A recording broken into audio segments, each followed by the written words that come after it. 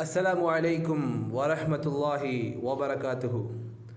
அன்பின் சகோதர சகோதரிகளே, நபி ஸல்லல்லாஹு அலைஹி வஸல்லம் அவர்கள் தினமும் இந்த செயலை செய்திருக்கிறார்கள் அவர்களது வாழ்விலே.